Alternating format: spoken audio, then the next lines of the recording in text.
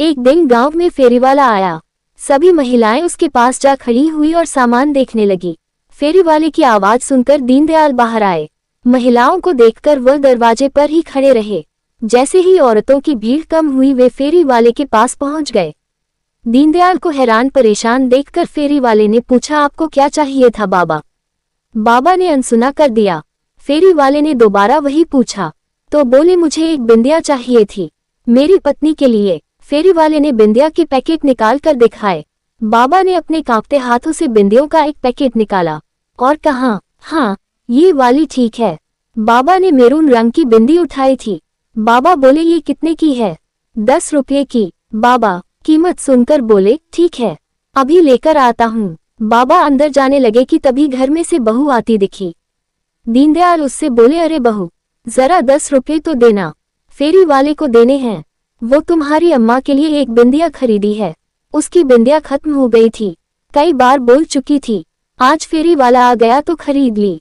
बहू बोली, आप लोगों को तो और कोई काम नहीं बिंदिया लगाकर, आखिर अम्मा को जाना ही कहाँ है, बेवजह का खर्चा कराते रहते हैं।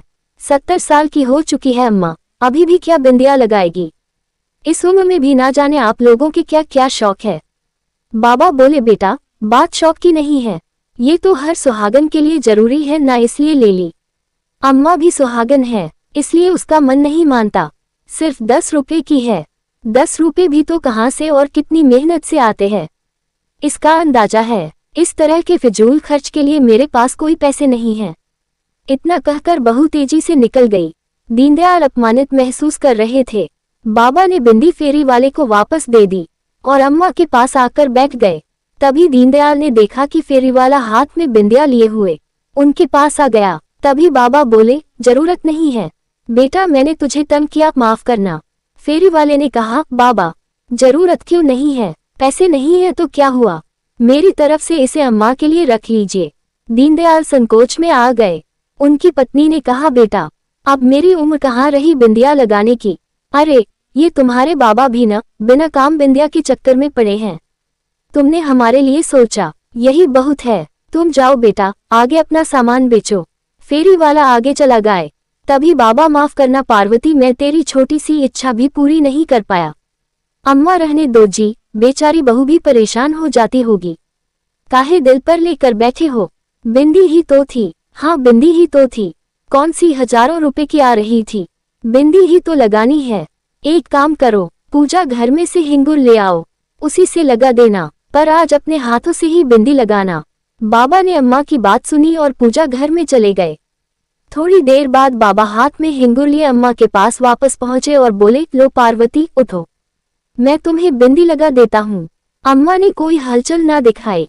बाबा ने दोबारा कहा, पार्वती पार्वती सो गई क्या, ले देख मैं हिंगुर ले आया हूँ, इसी से बड़ी सी लाल बिंदी लगा दूंगा, पर तू बैठ तो सही। पर अम्मा के शरीर में कोई हलचल नहीं थी। दीनदयाल घबरा उठे, उनको समझ में आ गया कि पार्वती शायद उन्हें छोड़ गई। थोड़ी देर में ही घर में रोना धोना मच गया था, आस पड़ोस के लोग भी आ गए थे। दीनदयाल ने धीरे धीरे अम्मा की अर्थी के पास पहुंचकर अम्मा के माथे पर हिंगूर की बिंदी लगा दी। बाबा यह क्या कर रहे हो, अम्मा सुहागन थी, आप उनकी बिंदी के जगह हिंगूर क्यों लगा दिया?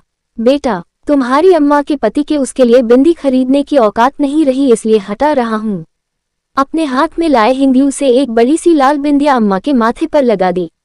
थोड़ी देर बाद वह निर्जीव होकर पार्वती के बगल में लुढ़क गए थे। दीनदयाल अम्मा के साथ ही हमेशा हमेशा के लिए लंबी यात्रा पर रवाना हो चुके थे। आपको ये कहानी अच्छी लगी है तो वीडियो को लाइक और चैनल को सब्सक्राइब करें।